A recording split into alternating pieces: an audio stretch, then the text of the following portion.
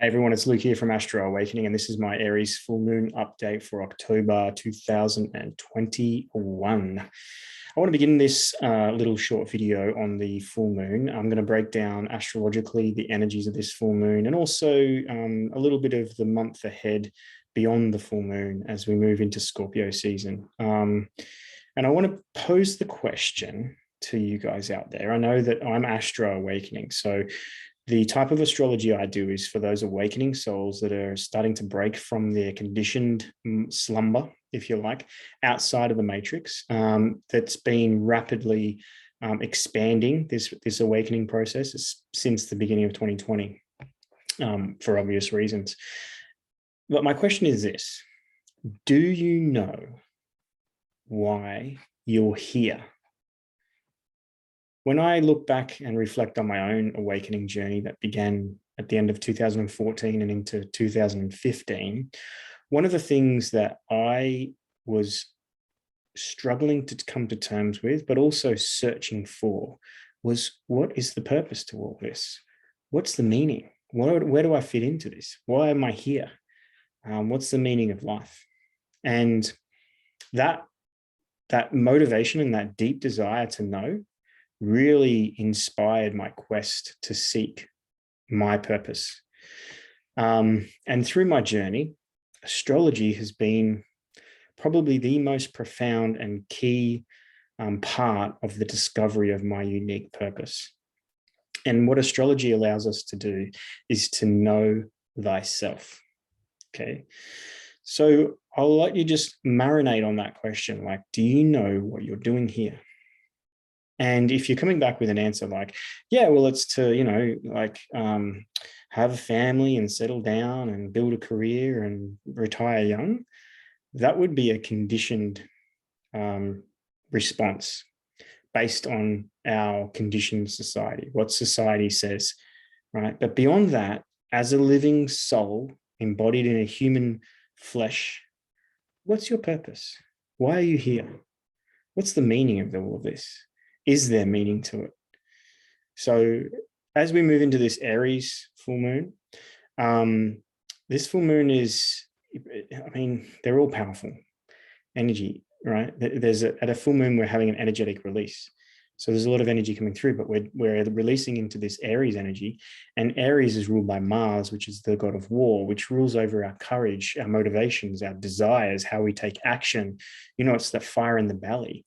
It's about initiation and assertiveness. It's about leadership, right? But what about if we have no direction?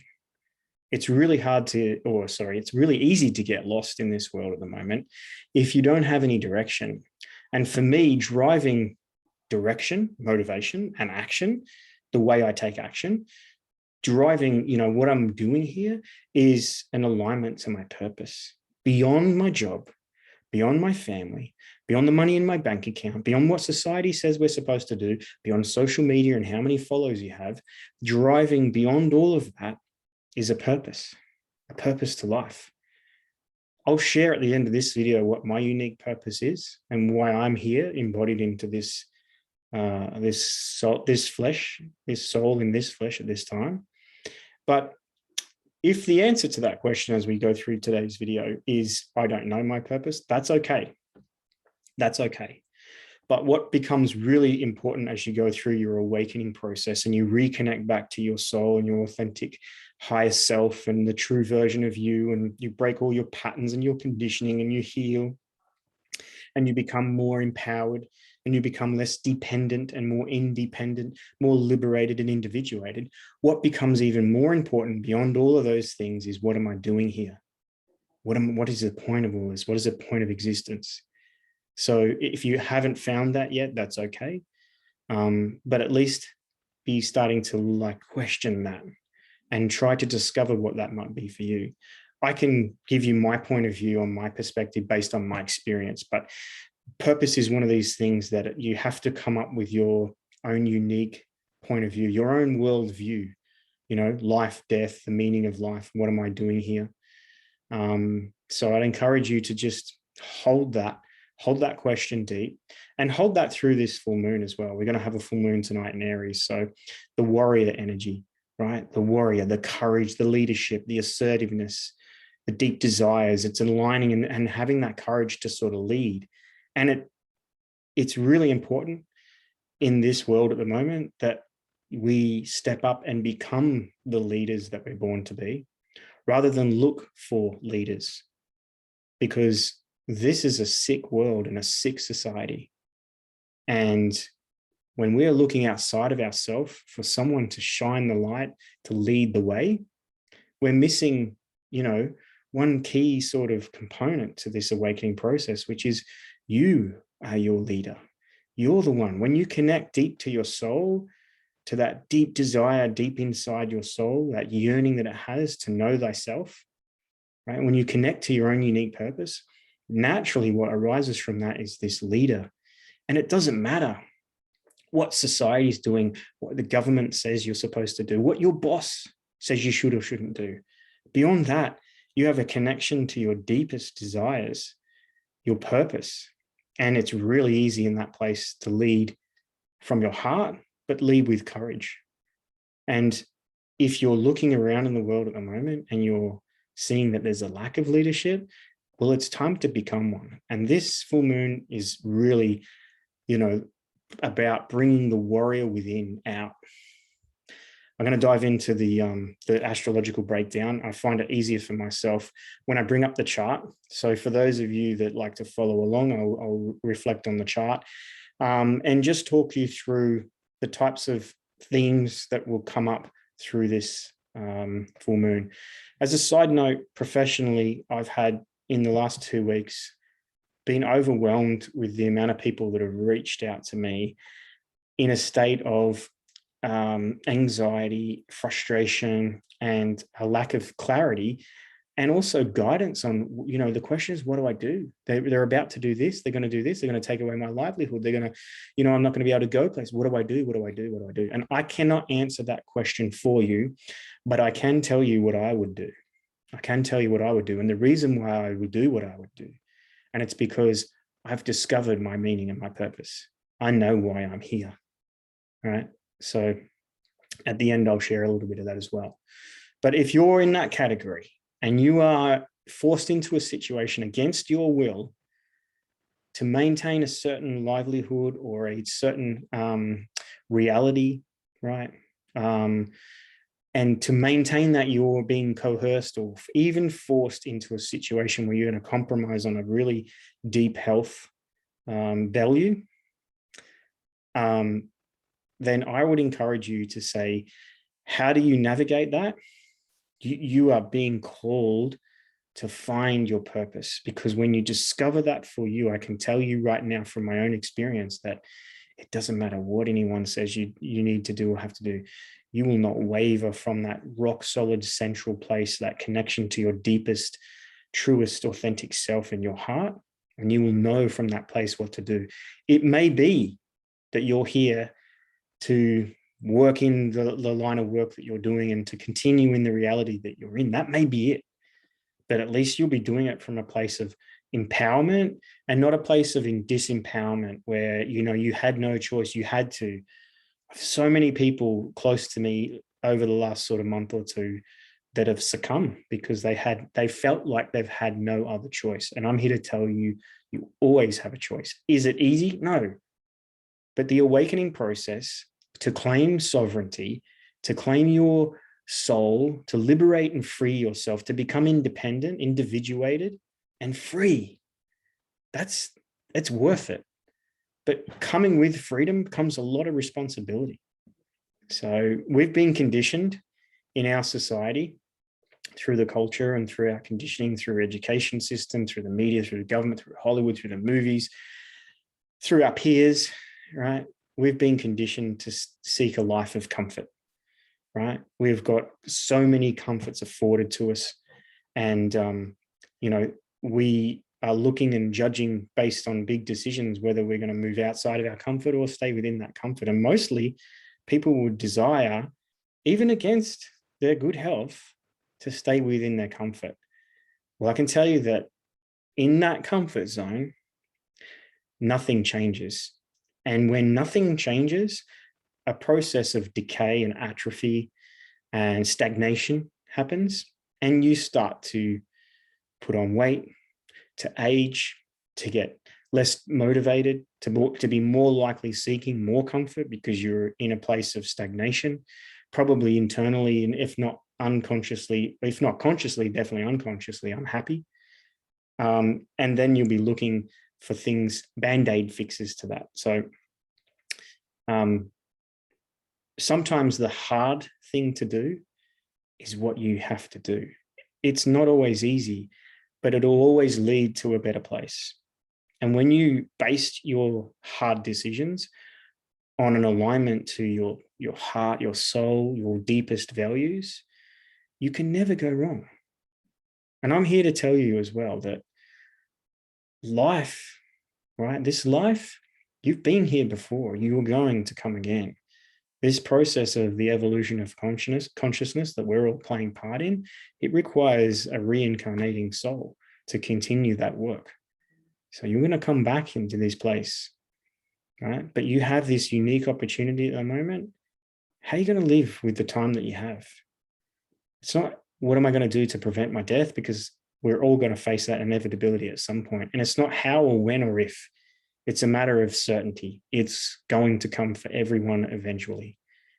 So we can put that to the side, and now we focus on how am I going to live with the time that I have. Big questions with this full moon, getting back into that Aries center, right?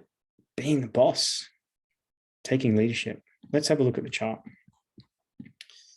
So here you are. It's the wee hours of Thursday morning, Australian Eastern Standard Time. We have the moon at 27 degrees Aries opposite the sun in Libra.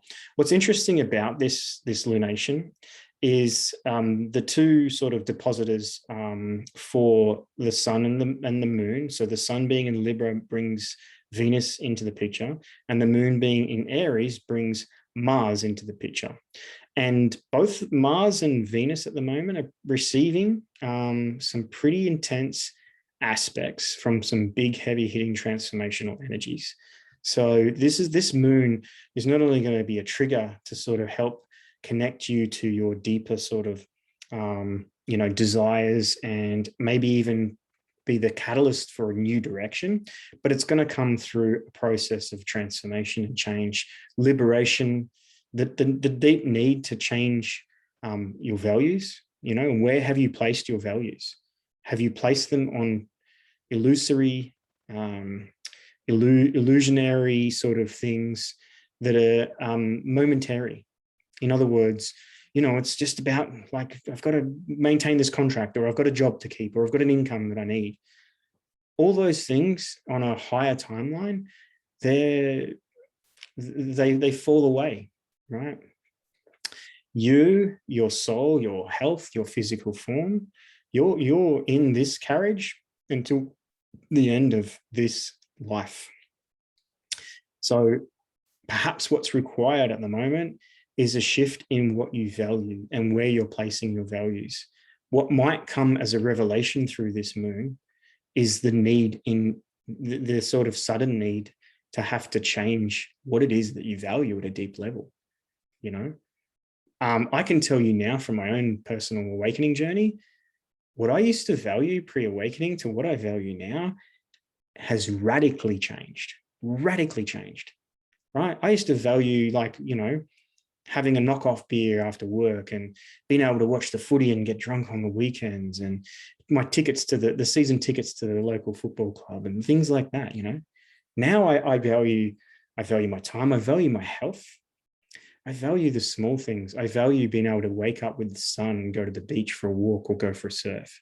Those little things that we normally take for granted because we've misplaced our values. We've put them outside of ourselves and into things, into physical things, possessions and wealth and money and status and popularity, things that don't really matter at the end of the day. When all's said and done, do you get to the end of your life and you have that sort of moment of transition into the afterlife and you're having a conversation with your higher self? Your higher self's not going to go, hey, you had a really good job, didn't you? You really worked well at that job. Geez, you should have worked harder. No one gets to the end of their life and says, geez, I wish I had worked more. Wish I had worked harder for that job. Wish I had made more money. No one gets to the end of their life and says those things. Mars is in this interesting, and Mars is ruling the moon, right? So this Mars energy, this fiery energy, but it's what motivates us. Like what motivates us. And I know personally, leading up to this full moon, I've had a lot of demotivation and lethargy, because I can feel a shift in direction coming. I can feel a change in direction, a bit of a shift in the winds. For me personally, I've just spent the last week doing some deep plant medicine, and some, connection to the higher self through that modality. And it was wild, not the least to say. It was wild, epic, huge, energetic, like really felt the force of, the power of nature, on a deep level, and a really deep connection to that. But let's look at Mars. Mars is on this full moon moving into a square with Pluto. And both Mars and Pluto are the rulers of Scorpio, which is the sign of transformation or regeneration, death and rebirth. And we're going to move into Scorpio season in a few days' time. So there's more on this sort of Mars, Pluto aspect, this square. So Pluto, right? We can see that Pluto is our deep soul's unconscious desires. It's the soul's sort of yearning. Being square to Mars, Mars rules over like what's motivating us, but more on a not as deep level, right? It's more of our desires for maybe power or control, or for, our sexual desires. Whereas Pluto is our deep, authentic. It's our soul. It's our truth. So if there's been things in your life that, you've been avoiding, if there are things that you need to change and you've been repressing them, if within your relationships, because don't forget, the sun is in Libra, and this is the sign of relationships ruled by Venus. So if within your key relationships, whether it be your intimate relationships, your work, your family relationships, if there has been this sort of nudging from within, this voice from within, like something has to change, or you're not happy, or there's things going on that need to be brought to light, there could be the catalyst with this full moon. And it's going to play out from this full moon through into the next couple of weeks as we move to the next new moon, for the catalyst for that sort of stuff to come to the surface. If that's the case, do not resist that, right? The more you try to resist that, repress that, escape that, or avoid that, the more tension will build, the more pressure, and the more likelihood that the change that will come will be quite cataclysmic, chaotic, even violent in nature, sudden fury, things coming to a head at a big argument or a blow up or something like that. So I always tell people with Pluto, right? Yeah, we know it's the planet of transformation, and it's transformation through crisis quite often. However, if we have courage, which this full moon can give us, if we have the courage, we can decide to do the self-transformation process. But generally, that pathway and that way is difficult for some people, because it's like, oh, I've got to do that. Yeah. I get people coming to me for all sorts of advice and what should I do? And they present a situation where there's people involved, and perhaps there's, a relationship, and there's, a history, or there's some sort of commitment that's been made. Maybe there's marriage, maybe there's children involved, maybe there's assets, right? And they're like, what do I do? What do I do? And if the question of their heart is saying that, that they don't want to be involved in this connection anymore, and they're not committed, they're not in love, they don't desire that, and they need to make the change, I always tell them, you have to do the hardest thing. Whatever's the hardest thing, that's the thing you need to do. And the reason it's the hardest thing to do is it's the right thing to do. Most people, and myself included in my past, didn't choose to do the hardest thing, maybe chose the easier route. Oh, I can't do that, it's difficult. And often it's because we're concerned about, if we do that, what happens to our reality as a result. Well, I can tell you, if you are in that situation, if you don't do that, what happens to your reality as a result? Well, eventually a crisis comes and the change happens anyway. It's going to happen anyway. So take control of that, confront that, use this fiery moon, invoke the courage, that sort of warrior spirit from within, and do the hardest thing. Because it's only the hardest thing before you've done it. Once you've done it, you've done it. It's behind you now. You're on the other side of that fear, and you realize, all this time, all you had to do was that. It wasn't so hard after all. I can tell you, I speak from personal experience. So if you're in a situation where you're unhappy, where something's niggling, your soul's speaking to you from within, listening, right? And you're distracting yourself, you're avoiding it, you're escaping it, you're sort of, consuming reality TV, or you're overindulging in a sort of an addictive substance to try and escape this niggling, and it's there and it won't disappear. And no matter who you talk to, or no matter how you try to hide from it, it just keeps popping up, and you'll get another telltale sign or a synchronicity or coincidence that sort of shakes it, and you just can't avoid it. This full moon, and as we move into Scorpio season in general, with a lot of regeneration, a lot of transformation, a lot of death and rebirth, this full moon is the catalyst to say, you know what? I am in control. I take charge. It's the I am moon. I am taking back control of my life. That's I'm just going to add that in there as a perfect mantra for this. I am taking back control of all aspects of my life based on my decisions. Like, that's a powerful thing to sort of assert to yourself. Do the hardest thing. I can tell you, it becomes the easiest thing once done, because it's done. It's done. That's not to just go out and be like, fuck everyone and slay. A little bit like the tarot card for Mars, which is the Tower card with the lightning striking the tower, and all of the false reality that's been built up, down it comes. And that's a fantastic card, symbolic sort of image to hold for this full moon is the Tower card for Mars. So bring up that Tower card for Mars. I haven't got it now. I haven't been prepared. It just came to me. But, it's the lightning strike hitting the tower and the people sort of falling off and falling down. And what that tower represents is it represents everything that's being built on your sort of a false reality that's being built on your egoic desires. The desires to be seen, to be liked, to be recognized, to have power, to be in control, to have wealth, your sexual desires, all these things that really at the core of it don't really matter.